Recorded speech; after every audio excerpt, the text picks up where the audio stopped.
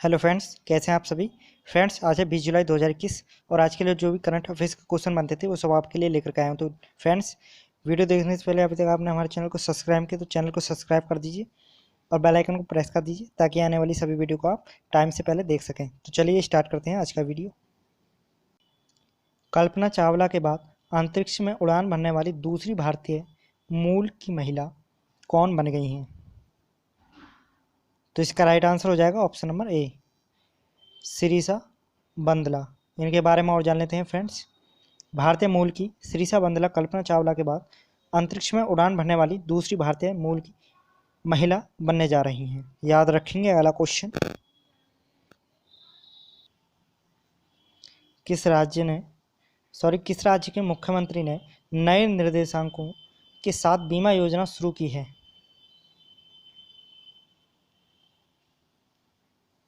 तो इसका right answer हो जाएगा option number A, Andhra Pradesh.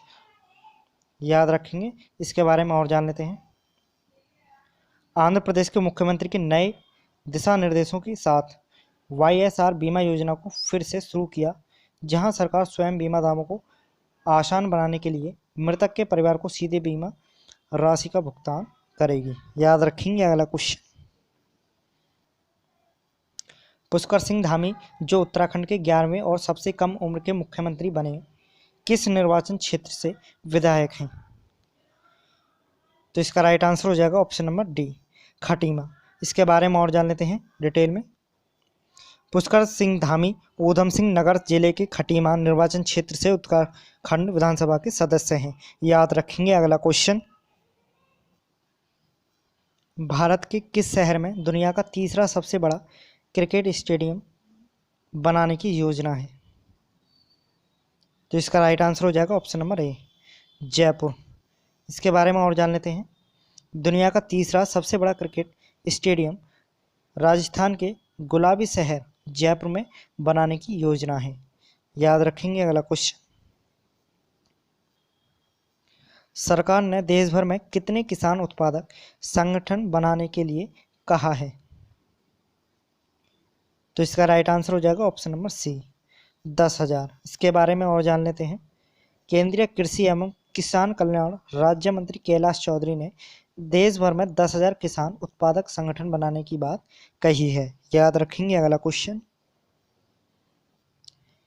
जुलाई 2021 में किस देश ने संघीय स्तर पर मृत्यु दंड पर रोक लगा दी है? तो इसका राइट आंसर हो जाएगा ऑप्शन नंबर ए, संयुक्त राज्य अमेरिका ने। इसके बारे में और जान लेते हैं। जो संयुक्त राज्य अमेरिका है, अमेरिकी न्याय विभाग ने नीतियों और प्रक्रियाओं की समीक्षा करते हुए संघीय निष्पादन पर रोक लगा दी है। याद रखेंगे अगला question. Short span bridging system का पहला बैच किसने विकसित किया है?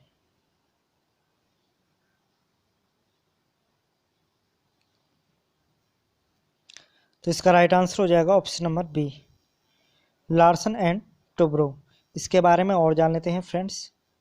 भारतीय सेना ने दिल्ली में कोर ऑफ इंजीनियर्स में स्वदेशी रूप से डिजाइन और विकसित शॉर्ट स्पैन ब्रिजिंग सिस्टम के पहले बैच को शामिल किया है, जिसे DRDO द्वारा डिजाइन किया गया है और लार्सन एंड टुब्रो लिमिटेड द्वारा निर्मित किया गया है। अगला क्वेश्चन।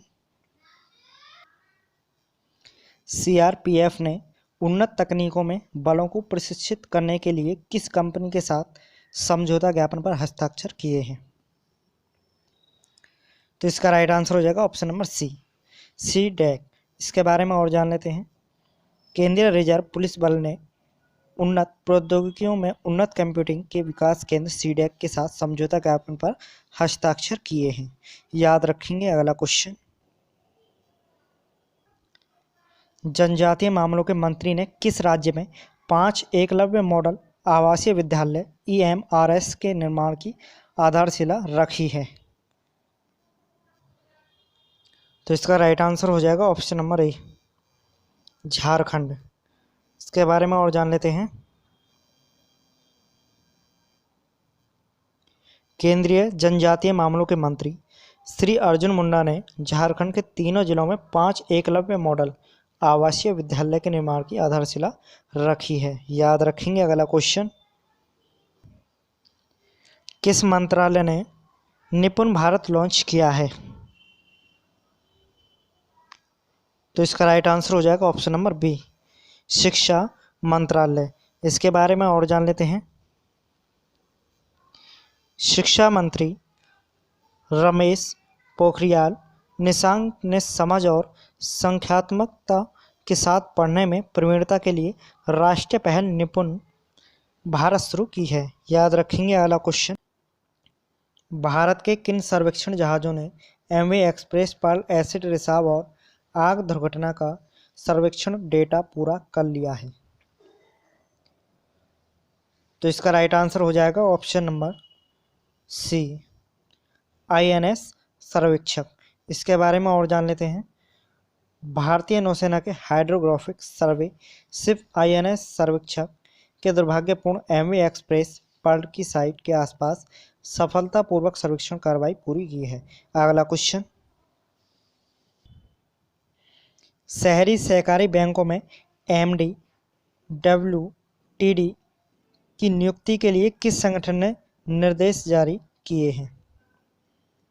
तो इसका राइट आंसर हो जाएगा ऑप्शन नंबर बी, भारतीय रिजर्व बैंक आरबीआई।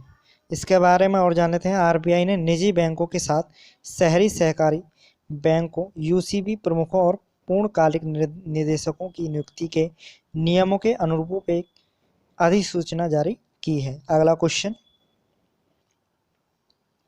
केंद्र सरकार ने एलआईसी अध्यक्ष की सेवानिवृत्ति की आयु को बढ़ाकर कितने वर्ष तक कर दिया है? तो इसका राइट आंसर हो जाएगा ऑप्शन नंबर बी, 62 वर्ष तक। सरकार ने भारतीय जीवन बीमा निगम विनियम 1960 में संशोधन करके आईपीओ के लिए बाध्य एलआईसी अध्यक्ष की सेवानिवृत्ति की आयु 62 वर्ष तक बढ़ा दी है। याद रखेंगे अगला क्वेश्चन। 400 मीटर बाधा दौड़ में टोक्यो ओलंपिक के लिए क्वालिफाई करने वाले पहले भारतीय कौन बने हैं? तो इसका राइट आंसर हो जाएगा ऑप्शन नंबर बी, सांसद जाबिरी। इसके बारे में और जान लेते हैं। एथलीट एमपी जाबिर 400 मीटर बाधा दौड़ में टोक्यो ओलंपिक के लिए क्वालिफाई करने वाले पहले भारतीय बन गए हैं। उन्होंने पटियाला में संपन्न अंतर्राज्यीय एथलेटिक्स चैंपियनशिप में 49.78 सेकंड का समय लेकर स्वर्ण पदक जीता है। याद रखेंगे अगला क्वेश्चन। किस देश को डब्ल्यूएचओ द्वारा मलेरिया मुक्त प्रमाणित किया गया है? तो इसका राइट आंसर हो जाएगा ऑप्शन नंबर बी, चीन को। इसके बारे में और जान लेते हैं। तो विश्व स्वास्थ्य संगठन डब्ल्यूएचओ ने चीन को मलेरिया मुक्त प्रमाणीकरण प्रदान किया है। याद रखेंगे अगला क्वेश्चन। प्रोजेक्ट बोल्ड भारत के किस राज्य से शुरू किया गया है? इसका राइट आंसर हो जाएगा ऑप्शन नंबर ए, राजस्थान। इसके बारे में और जान लेते हैं। भारत में अपनी तरह का पहला अभ्यास प्रोजेक्ट बोल्ड सूखे में भूमि पर बांस ओएसिस राजस्थान के उदयपुर में आदिवासी गांव निकला मांडवा से शुरू किया गया है। याद रखेंगे। तो फ्रेंड्स, मिलते हैं आपसे नेक्स्ट वीडियो में। वीडियो को लाइक कीजिए, शेयर कीजिए, कमेंट कीजिए। Thanks for watching.